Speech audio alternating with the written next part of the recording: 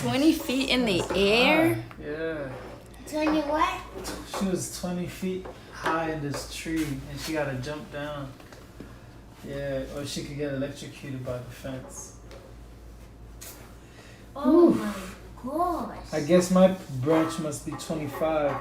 That's a dangerously long drop, even for someone who's had years of practice in If trees. she jumps, she will die. So she must climb down. Yeah, but if she don't go over the fence, she'll be stuck in the woods. Because the fence has electricity. But what choice do I have? I could look for another branch, but it's almost dark now. The falling snow will obscure any moonlight. Katniss doing that? Yeah, here at least I can see I've got a snowbank to cushion my landing. Even if I could find another, which is doubtful, who knows what I'd be jumping into. I throw my empty game bag around my neck and slowly lower myself until I'm hanging by my hands. For a moment, I gather my courage. Then I release my fingers. There's the sensation of falling. Then I hit the ground, oof, with a jolt that goes right up my spine. Oh, I felt that. I know, me too. I The felt second later, that. my rear end slams the ground. I lie in the snow trying to assess the damage. Without standing, I can tell by the pain in my left heel and my tailbone that I'm injured. The only question is how badly. I'm hoping for bruises, but when I force myself onto my feet, I suspect I've broken something as well. I can walk though, so I get moving, trying to hide my limp as best as I can. My mother and Prim can't know I was in the woods. I need to work up some sort of alibi, no matter how thin. Some of the shops in the store are still open, so I go in one and purchase white cloth with bandages. We're running low anyway. In another, I buy a bag of sweets for Prim. I stick one of the candies in my mouth, feeling the peppermint melt on my tongue. It's right here. It's like the spine. Yeah, I went to it right here. So when she fell, she hit her butt and she felt the pain right on her tailbone, which is right here. Can she walk? Yeah, she's walking. She's hurt, but she's walking. But she doing this. Like this, then. Mm-hmm. I meant to melt on my tongue and realize it's the first thing I've eaten all day. I meant to make a meal at the lake, but once I saw Twill and Bonnie's condition, it seemed wrong to take a single mouthful from them. By the time I reached my house, my left heel will bear no weight at all. I decided to tell my mother I was trying to mend a leak in the roof of our old house and slid off. As for the missing food, I'll just be vague about who I handed it out to. I dragged myself into the door, all ready to collapse in front of the fire. But instead I get another shot. Two cute peacekeepers, a man and a woman, are standing in the doorway to our kitchen. The woman remains impassive, but I cast a flicker of surprise on the man's face. I am unanticipated. They know I was in the woods and should be trapped there now. Hello, I say in a neutral voice. My mother appears behind them but keeps her distance. Here she is, just in time for dinner, she says a little too brightly. I'm very good for Oh my dinner. gosh, that scared me. I consider removing my boots as I normally would, but that I can manage it without revealing my injuries. Instead, I just pull off my wet hood, shake the snow off of my hair. Can I help you with something? I ask the peacekeepers. Head peacekeeper Threads send us with a message for you, says the woman. They've been waiting for hours, my mother adds.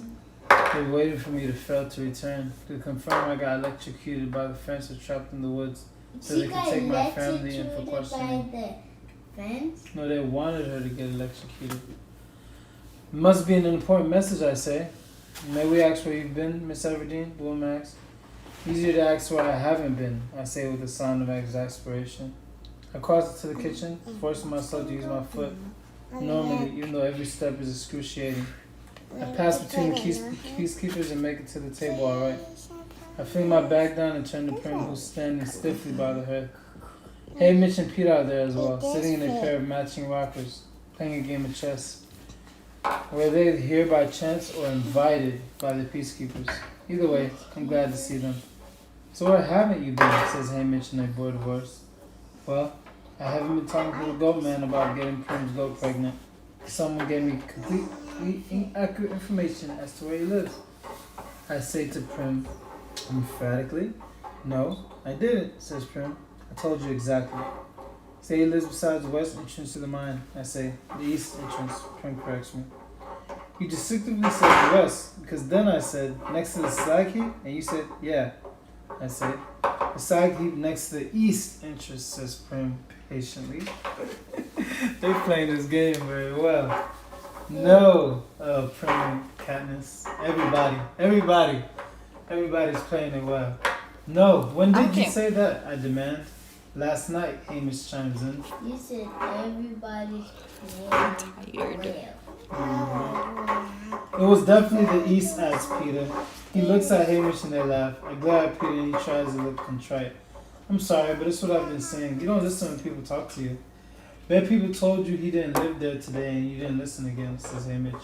Shut up, Hamish. I said, clearly indicating he's right. Yep. Well, she was, It's a bad word. Daddy, that's a it's bad only a bad word the way you use it. Daddy, that's a bad word. You can't tell people to, do that. 'Cause it's not nice. That's when it becomes bad. When you tell people. She'll always say, can you please be quiet? Yeah, that's a better word. That's That's a better way better. of saying, right? Yeah. But you can't tell. But she was playing, but still, it was not nice. Clearly, Hamish and Peter crack up with Prim, allows herself a smile. Fine. Somebody else can arrange to get the stupid goat knocked up, I say, which makes them laugh more. And I think this is why they've made it this far, Hamish and Peter. Nothing throws them. I look at the peacekeepers, the man smiling, but the woman is unconvinced. What's in the bag? She asks sharply. I know she's hoping for game or wild plants, something that clearly condemns me. I dump the contents on the table. See for yourself. Oh, good, says my mother, examining the cloth. We're running low on bandages. Peter comes to the table and opens the candy bag. Ooh, peppermints, he says, popping one in his mouth. What's peppermint? They're mine. It's like red and white candy. It's orange It's like a white. circle. What? It- I said red and white. It's kind of like a candy cane. Yeah, it's like a Another. candy cane. The orange and white one, but it's red and white. It's red and white, yeah. Audrey. Peter comes to the table and I take a swipe for the bag. He tosses it to him and she stuffs a fistful in his mouth before passing the bag to a giggling Prim. None of you deserves candy, I say. What? Because we're right? Peter wraps his arms around me. I give a small yelp of pain as my tailbone objects. I try to turn it into the sound of indignation, but I can see in his eye that he knows I'm hurt. Okay, Prim said Wes. I distinctly heard Wes, and we're all idiots. How's that? Better, I say, and accept his kiss. Now look at the peacekeepers as if I'm summoning you remember me today. You have a message for me? From head peacekeeper thread, says the woman. I wanted you to know that the fence surrounding District 12 will now have electricity 24 hours a day. Didn't it already? I asked, a little too innocently. He thought you might be interested in passing this information on to your cousin, says the woman.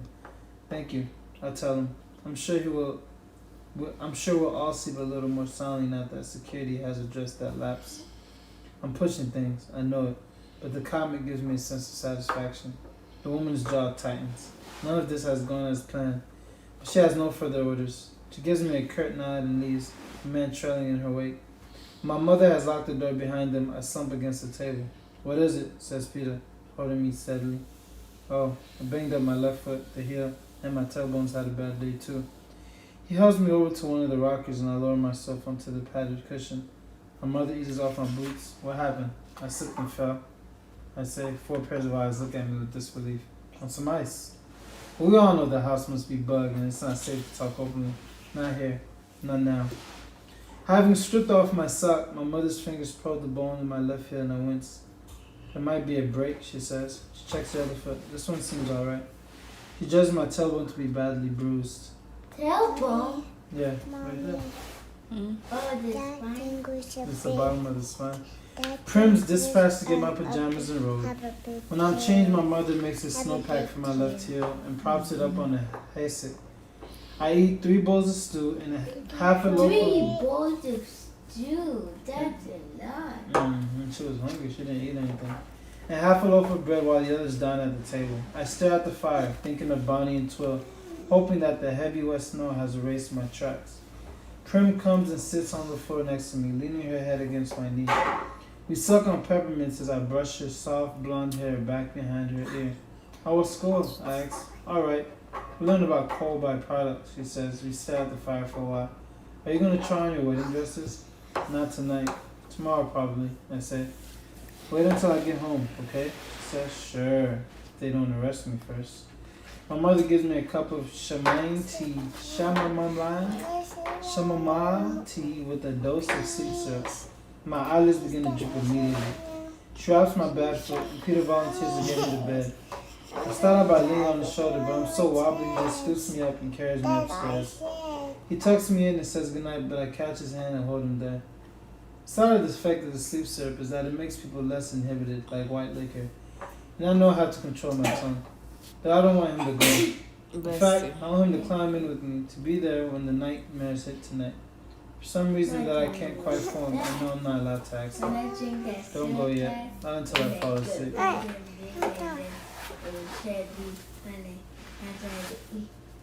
I was walking. Oh, right. Yeah, everything.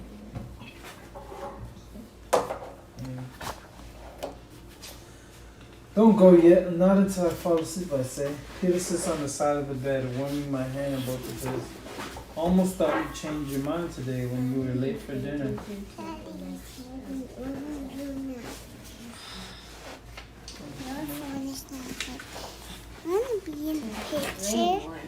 When you were late for dinner, I'm foggy, but I can't guess what he means. There's a fence going on and me showing up late, and the pizza keeper's waiting. He thought I'd made a run for it. Maybe it was Gail. No. Yeah, he thought she ran away. I'm foggy, but I can guess what he means. No, I'd have told you, I say. I pull his hand up and lean my cheek against the back of it, taking in the faint scent of cinnamon and dill from the breads he must have baked today. I want to tell him about Twill and Bonnie and the uprising and the fantasy of District 13, but it's not safe to, and I can feel myself slipping away.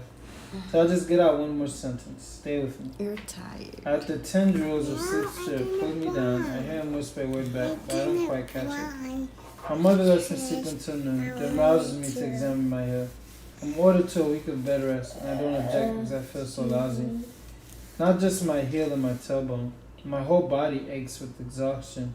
So I let my mother doctor me and feed me breakfast in bed. Doctored who? Katniss. For what? But she hurt herself. Again? No, it's the same one. It just she's hurt for like a long time, for like a week. And tucked me under another quilt around me. Then I just lie there, staring out my window at the winter sky, pondering how on earth this will all turn out. I think a lot about Bonnie and Twill and the pile of white wedding dresses downstairs, and as Thread will figure out how I got back in and arrested. It's funny because he could just arrest me anyway, based on past crimes, but maybe he has to have something really irrefutable to do it, now that I'm a victor. Now I wonder if President Snow's in contact with Thread. I think it's unlikely he ever acknowledged the old Craig existed, but now that I have such a nationwide problem, is he carefully instructing Thread what to do? Or is Thread acting on his own? At any rate, I'm sure they both agree on keeping me locked up here inside the district with that fence. Even if I could figure out some way to escape, maybe get a rope up to that maple tree and climb out, there'd be no escaping with my family and friends now. I told Gail I would stay and fight anyway. For the next few days, I jump every time there's a knock on the door. No peacekeepers show up to arrest me though, so eventually I begin to relax. I'm further reassured when Peter casually tells me the power is off in sections of the fence, because crews are out securing the base of the chain link to the ground. God must believe I somehow got under the thing, even with that deadly current running through Hey, it. what's the deadly current? Current of the electricity. So, they killed but it's not. No. When you have electricity going through something, you could say there's current going through it. So there's the light. There's electricity in the light, right? Like light bulb? Yeah. So in the light bulbs, there's current going through the light bulbs. It's the same thing as saying there's electricity. Yeah. So Peter comes. It's a break for the district, having the peacekeepers busy doing something besides abusing people. And you can see a light bulb and there's something cute. What is that for? Current? There's something current in there. Yeah, when it's on. Yep. That is true. Peter comes by every day to bring me cheese buns and begins to help me work on the family book. It's an old thing, made of parchment and leather. Some herbalists on my mother's side of the family started it ages ago. The book's composed of page after page of ink drawings of plants with descriptions of their medical uses. My father added a section on edible plants that was my guidebook to keeping us alive after his death. For a long time, I've wanted to record my own knowledge in it, things I've learned from experience or from Gail, and then the information I picked up when I was training for the games. I didn't because I'm no artist, and it's so crucial that the pictures are drawn in exact detail. That's where Peter comes in. Some of the plants he knows already, others we have dried sample of, and others I have to describe. He makes sketches on scrap paper until I'm satisfied they're right. Then I let him draw them in the book. After that, I carefully print all I know about the plant. It's quiet, absorbing work that helps take my mind off my troubles. I like to watch his hands as he works, making a blank page bloom with strokes of ink, adding touches of color to our previously black and yellowish book. His face takes on a special look when he concentrates. His usual easy expression is replaced by something more intense and removed that suggests an entire world locked away inside him. I've seen flashes of this before, in the arena, or when he speaks to a crowd, or that time he shoved the peacekeeper's gun away from me in District 11. I don't know quite what to make of it. I also become a little fixated on his eyelashes, which ordinarily you don't notice much because they're so blonde. But up close in the sunlight, slanting in front of the window, they're a light golden color. And so long, I don't see how they keep from getting all tangled up when he blinks. Tangled up when he blinks? Yeah, as long as.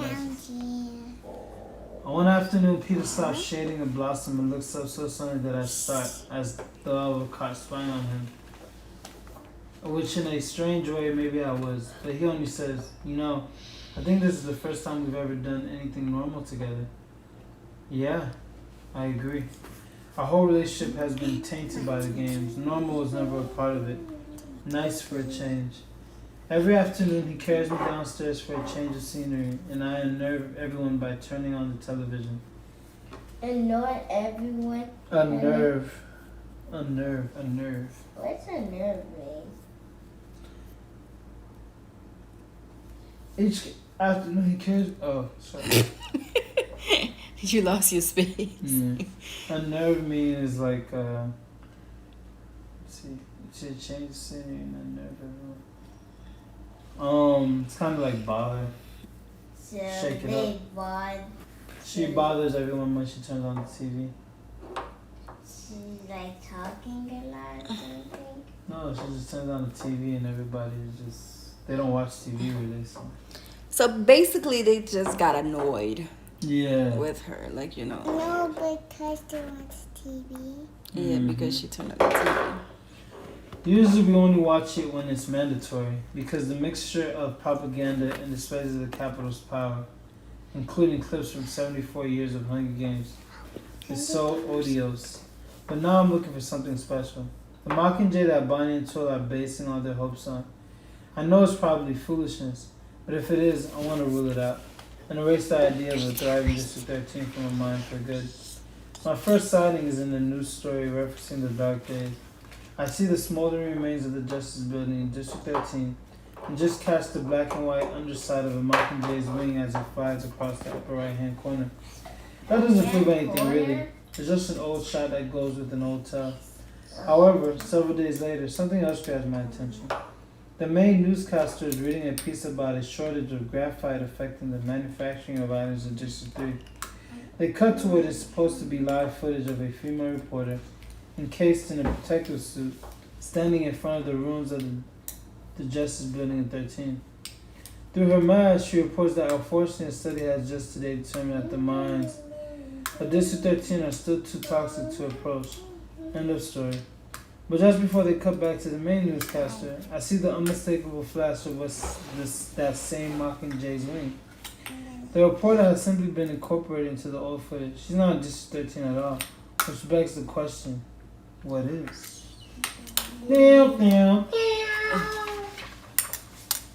Chapter 12. The end. Great story. Woohoo! What book is this? Catching Fire, the second Hunger Game book. The first one was Mockingjay. No, it was the Hunger Games. Oh, the first one was the Hunger Game, and then Mockingjay. Catching Fire. Oh, Catching Fire. And then the Mockingjay. Yeah. Oh, And they put a part for the fourth movie. So they broke it up in parts. Oh. So it's the fourth movie. The third and the fourth movie is the third book. Yeah. Does that make sense? They just broke it up in two parts. Mockingjay is the third book. Yeah. So it's only 3 books. Well, they just released a new book. Oh, they did? When I was in Florida, when I was with the Loop with Jerry, we went to the bookstore, and yeah, it was on the bookshelves. So Yeah. does that mean another movie's coming out? I don't know, but it's not Did like. you buy it? No, I wanted to, but I was like, How many dollars was it? It wasn't that much. How much was it? I don't remember, but it's like it's a book kind of like describing how President Snow became President Snow. He wasn't the hungry. He was anyway. I kind of was reading the back of it. Oh, okay. Yeah. Are you on live right now? Maybe.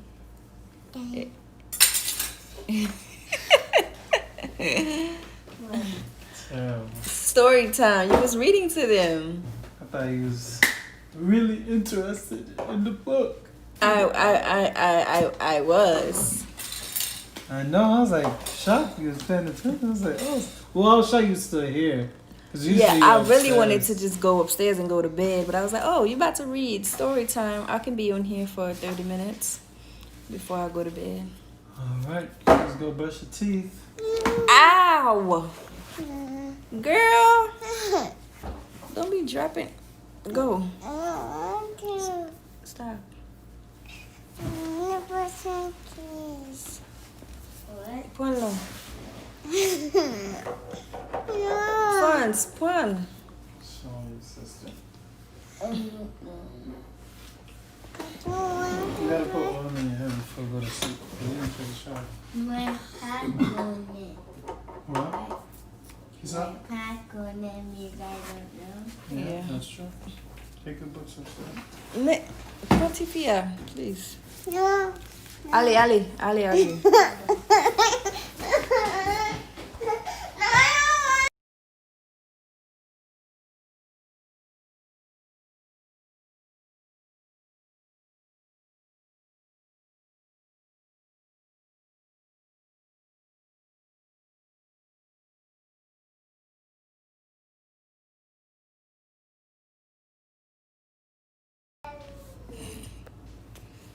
They don't like going to bed. We just let them stay up late too. It's 10. What time is it?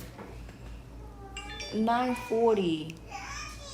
Their bedtime is 8 o'clock. So it's past their bedtime. It's past. It's okay. It's summer. But I'm trying to get them back to their, time before school starts again. Whether it's home or not, they still gonna be on a schedule. Because their schedule was so messed up. Their sleeping schedule was so messed up. Because we went on vacation. And everybody, including me, was going to bed very late. 1, 2, 3 in the morning. And they was right along with us. So their schedule was really messed up. We came back this Monday? Yeah, we came back on Monday. So we're slowly trying to get them back to their schedule. To their regular schedule, going to bedtime at 8, being in bed by 8. We haven't been successful yet. So We're gonna keep trying. We're gonna keep trying. We have to keep trying. I'm pretty sure we'll get it. We'll get it by the end of the this month. We'll get them in bed by 8 o'clock. Story time starts at 7. Or yeah, 7. Everybody finish eating by 7. Read a book. No, I like to watch a video with his dad, football guy things. Read, watch the video, go brush your teeth, wash up, put your pajamas on, say goodnight, and go to sleep. They skip naps. So if you don't take a nap during the day, you can definitely go to bed at 8 o'clock. Even if you take a nap, you just gotta take an early nap. But they don't like taking early naps because they get up around 9. They be up around 9:30. And I'm like, okay, by 12 you're taking a nap. It's like you're not really tired because you just woke up. So they be trying to take naps at like 3, 4. And I'm like, no, that's too late because I need you in bed by 8. So what's it gonna be? So that's my goal. I don't know why I'm telling y'all that, but I am. But my goal is to get them in bed by 8 by the end of this month. And my YouTube goal is to get to 1K by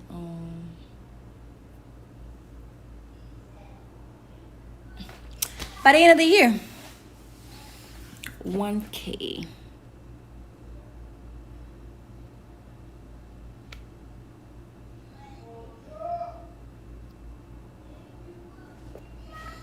And my watch time. 4,000 watch time. That's the killer right there. The 4,000 watch time, yo. I feel like my thing don't move at all. It doesn't move at all. I don't know. I think I'm gonna ask everybody to just kind of like watch my videos. My subscribers to watch my videos like fully. Turn your bell notification on.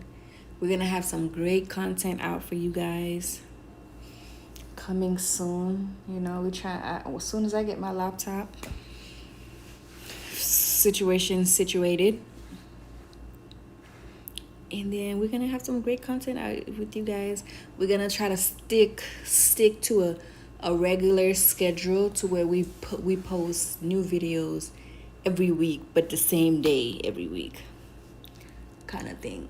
So right now it's not really possible because we don't have a laptop,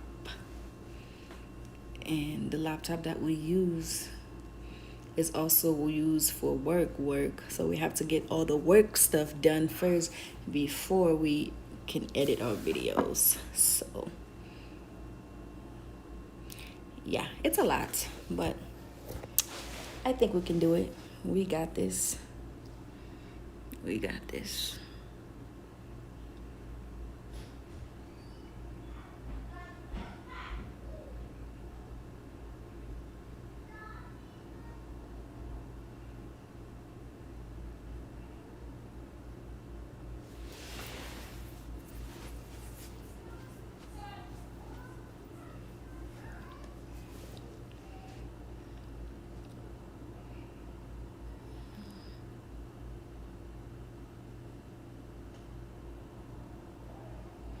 But guys, I'm only going to be on here for 30 minutes because I'm tired. I feel like every time I get on here, I get tired. I think it's the screen. I don't like being in front of a screen too long. So that's why I'm like, people be streaming for like 7-8 hours. Like, it's not silent streamed. I'm like, how do you sit there for that long, be in that space for that long? It's crazy. So me, as soon as I get behind the screen, I'm like, I'm tired. But anyways, I'm only gonna be doing this for 30 minutes, and then I'm gonna say my good night, brush my teeth. It's my bedtime. I'm excited to go to bed, but on the other hand, my kids are not. So yeah, thank you guys so much for rocking with me. And to my new friends, thank you, thank you, thank you. I pray that we can stay in this thing together for the long run. Look who's back. Did you brush your teeth? Yeah. So I will catch you guys later. Deuces.